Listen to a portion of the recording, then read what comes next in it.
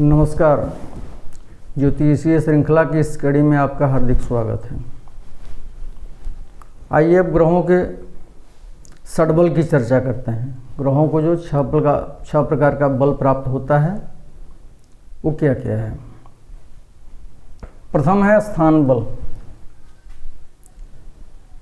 इसको हम इस तरह से परिभाषित कर सकते हैं कि जो ग्रह उच्च में स्वगृही, मित्रगृही अथवा मूल त्रिकोण राशि में स्थित होता है उसको स्थान बली कहा जाता है।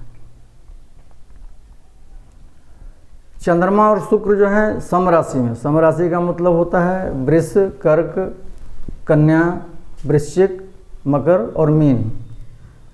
चंद्रमा और शुक्र यदि इन सम राशियों में अवस्थित हों तथा अन्य ग्रह जो हैं सूर्य हो गए और मंगल हो गए, बुध, बृहस्पति, शनि, ये सब जो हैं सो यदि विषम राशि में, विषम राशि मतलब मेष, मिथुन, सिंह, तुला, धनु और कुंभ में स्थित हों तो इनको स्थान बल प्राप्त होता है। इन्हें स्थान बल ही कहा जाता है।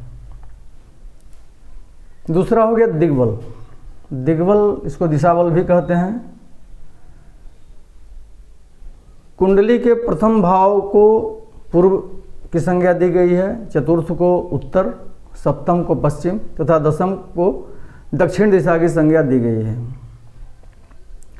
तो बुध और गुरु जो हैं वो प्रथम भाव में दिग्बली होते हैं। लग्न में यदि स्थित हो बुध और गुरु तो उनको दिग्बल प्रदान होता है। चंद्रमा और शुक्र जो हैं वो चतुर्थ भाव में स्थित हों तो दिग्बली होते हैं। शनि सप्तम भाव में दिग्बली होता है तथा सूर्य और मंगल दशम भाव में स्थित रहने से दिग्बली होते हैं। चेष्टा बल।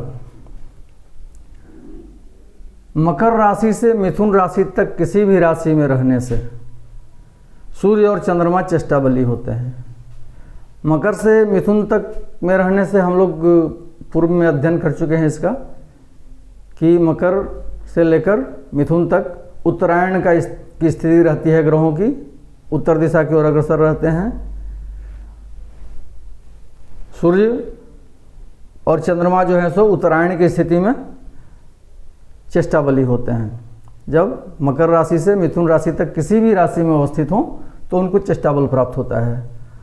और मंगल, बुध, गुरु, शुक्र और शनि ये पांच ग्रह जब चंद्रमा के साथ रहते हैं तब इनको चेष्टा बल प्राप्त होता है। ये चेष्टा बली होते हैं। अब चौथा है दृग्बल। इसको दृष्टि बल भी बोलते हैं। जिन दुष्ट ग्रहों पर, दुष्ट ग्रह मतलब पापक ग्रह, क्रूर ग्रह जो होते हैं उन पर यदि शुभ ग्रहों की दृष्टि पड़ रही हो और वे उनकी शुभ दृष्टि के बल को पाकर दिग्बली हो जाते हैं, दृग्बली हो जाते हैं, उनको दृग्बल प्राप्त होता है। किनको दृग्बल प्राप्त होता है? जो पापक ग्रह या क्रूर ग्रह हैं उन पर यदि शुभ ग्रहों की दृष्टि पड़ती है तो पापक ग्रह और क्रूर ग्रह दिग्बली कहे जाते हैं, दृष्टिबली कहे जाते हैं, दृग्बल कहे जाते हैं। पांचवा है नैसर्गिक बल। नैसर्गिक मतलब स्वभावतः कौन सा ग्रह कितना बली है इसे नैसर्गिक बल कहते हैं। यह कभी नहीं बदलता है, एकदम हर कंडीशन में सेम रहता है। शनि, एक क्रम देखेंगे, शनि, मंगल, बुध, गुरु, शुक्र, चंद्रमा और सूर्य ये उत्तरोत्तर बली होते हैं। जैसे शनि से ज़्यादा बली मंगल हुआ, मंगल से ज़्यादा बली बुध हुआ, बुध से गुरु, गुरु से ज़्यादा बली शुक्र, शुक्र से ज़्यादा चंद्रमा और चंद्रमा से ज़्यादा बली सूर्य होता है। इसका मतलब सर्वोच्च बली कौन है? सूर्य है सबसे बड़ा बली और सबसे कम बल वाला है शनि। तो इस तरह से ये उत्तरोत्तर एक दूसरे से बली होते हैं। इसको हम नैसर्गिक बल कहते हैं। अब छठा है काल बल। काल मतलब समय, समय के अनुसार इनको बल प्राप्त होता है। चंद्रमा, मंगल और शनि इनको रात्रि में बल प्राप्त होता है, रात्रि में बलवान होते हैं। शुभ ग्रह जो होते हैं वो शुक्ल पक्ष में बलवान होते हैं तथा पापक ग्रह जो है वो कृष्ण पक्ष में बलवान होते हैं। जिस दिन जातक का जन्म हो दिन, उस दिनाधिपति को दिन का बल प्राप्त होता है। उस दिन का जो अधिपति ग्रह है जैसे शुक्र को जन्म हुआ तो शुक्र ग्रह को उस दिन का बल प्राप्त दिन बल प्राप्त होता है। उसके बाद है कि जन्म संवत्सर के प्रथम दिन, जिस संवत्सर में जातक का जन्म हो उस संवत्सर का पहला दिन जो होगा, मतलब वर्ष की शुरुआत जिस दिन होती है उस दिन का दिनाधिपति को वर्ष बल प्राप्त होता है। उसके बाद इसी प्रकार मास के प्रारंभ में, मास का प्रारंभ कब से होता है? शुक्ल पक्ष की प्रतिपदा से होता है। तो जिस मास में जातक का जन्म हो उस मास में शुक्ल पक्ष की प्रतिपदा को जो दिन होगा उस दिन के दिनाधिपति को उसको मास बल प्राप्त होता है। और जिस ग्रह की होरा में जन्म होता है, होरा तो दो ही होती है, सूर्य की होरा होती है, चंद्रमा की होरा होती है।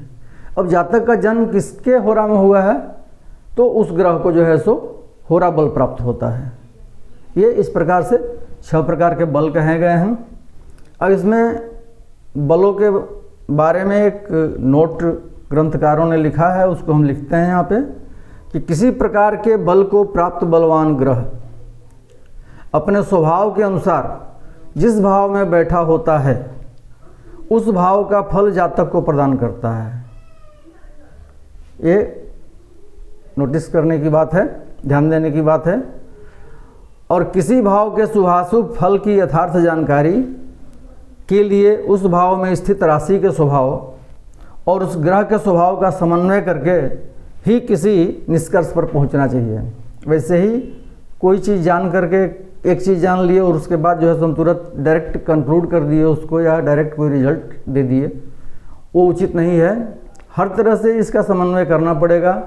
उस राशि का स्वभाव है जिस राशि में ग्रह बैठा है, उस ग्रह का क्या स्वभाव है, उस पर किस तरह का बल प्राप्त हो रहा है, हर चीज़ का जो है सो तालमेल बिठा करके ही हमको फलादेश करना चाहिए किसी कुंडली में। तो ये बल की बात हो गई, ग्रहों के बल की। अब इनका डिटेल वर्णन, जैसे कितना बल प्राप्त होता है उसका अंकगणितीय आंकड़ा है।